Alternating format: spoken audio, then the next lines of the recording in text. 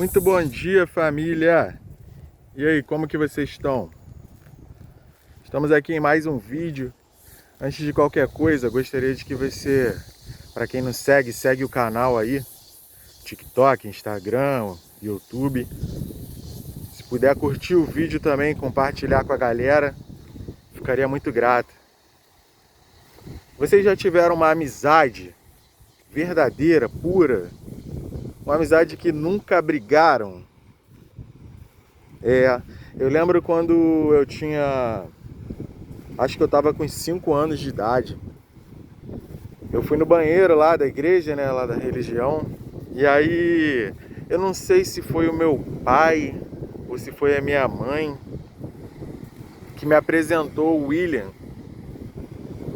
É engraçado porque a gente nunca chamava ele de William, só todo mundo sempre chamavam de William filho, porque o pai dele também era William. E a gente estava indo no banheiro da igreja e tal, e eu lembro de um dos meus pais falar assim, olha aqui o amiguinho. E até então, cara, eu não tinha essa noção, né, de amizade, de que era a amizade. E aí eles falaram, olha aqui o amiguinho, e aquela palavra ficou, sacou?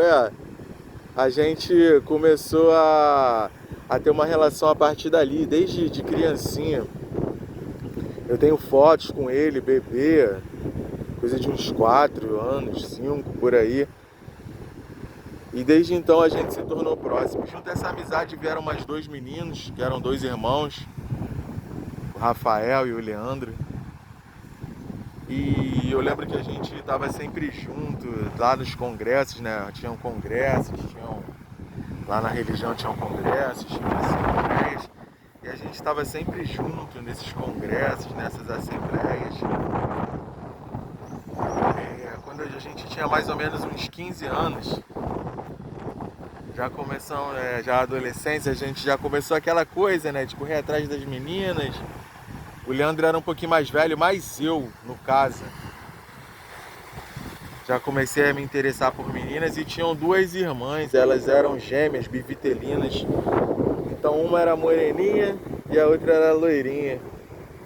Eu gostava muito da morena, então a gente ficava aquela coisa, né, de perseguição de ir atrás, até que um dia a gente ficava todas as tardes lá na casa do Rafael e do Leandro, e eu descobri o telefone das meninas, então todo dia de tarde, cara, a gente ficava lá jogando videogame, escutando música, eles escutavam rock and roll, a gente ficava passando trote pra casa das meninas.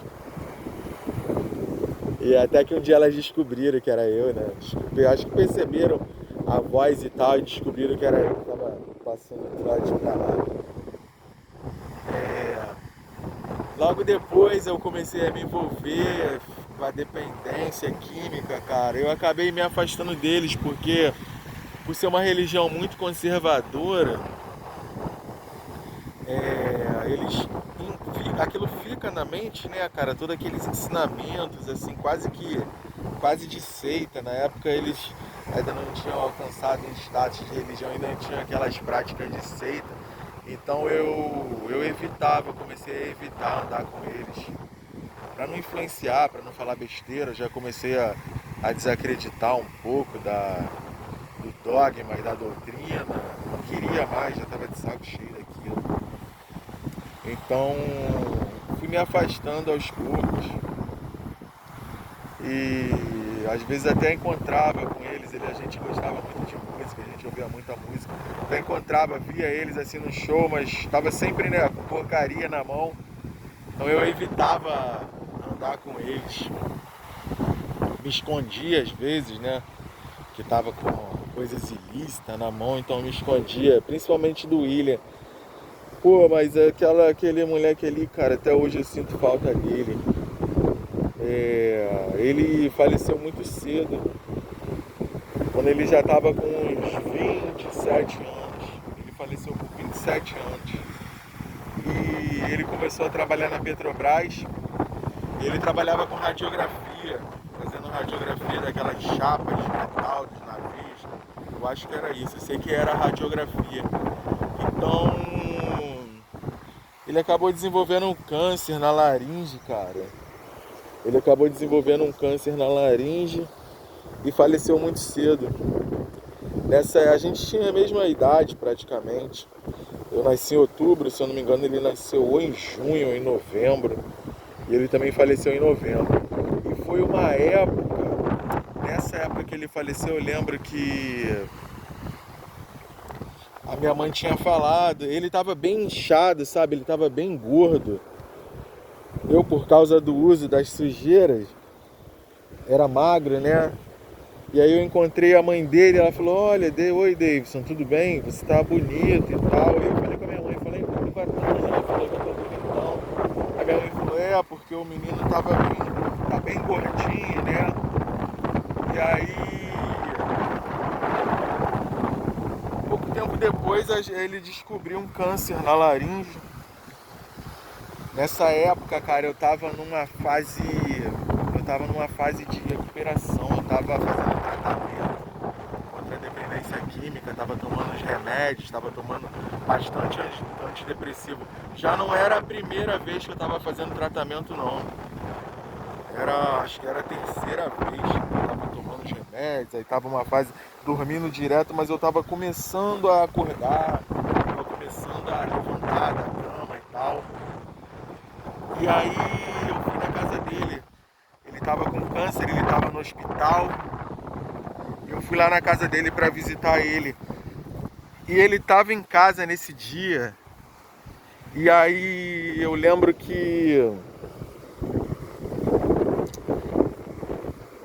ele não quis me atender porque tinha alguém na casa dele com quem ele tinha brigado e ele não queria sair pro lado de fora.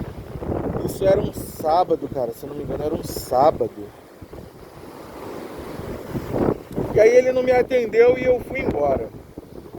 Aí logo depois mandei uma mensagem pra ele no Facebook, ele falou, poxa, eu não te atendi porque tinha um rapaz lá em casa e eu não queria falar com ele, eu tava com raiva dele.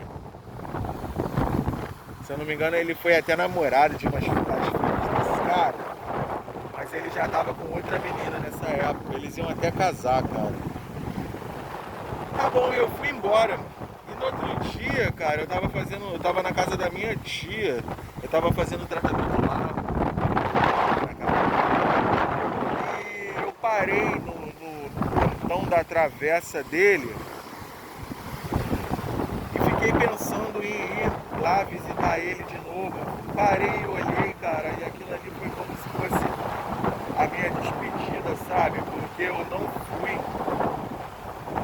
Eu só parei no portão, sei lá, fiquei com vergonha, já tinha tempo que eu não participava da religião e tal. Então não fui. Isso, se eu não me engano, era um sábado.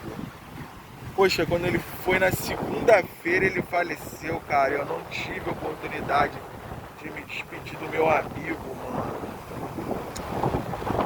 Porra, eu tava tomando os antidepressivos fortes, eu tava tomando muita medicação. Eu lembro que eu não consegui chorar, cara. Não consegui chorar. A morte dele eu tava sentindo muito, mas eu não consegui chorar. É isso, cara, ele acreditava no paraíso, né? De uma certa forma a gente tem que ter fé em alguma coisa, apesar de eu estar meio agnóstico, já faz um tempo. Tomara que Jeová, que Deus tenha misericórdia e traga ele de volta no paraíso. Se ele pudesse, ele tem a oportunidade de estar lá com ele também. Meu irmão perdi vários outros meninos por causa dessa guerra às drogas. É isso, família. Se puder, curtir o vídeo, compartilhar, seguir a página aí. Página Superação, histórias reais do Rio de Janeiro.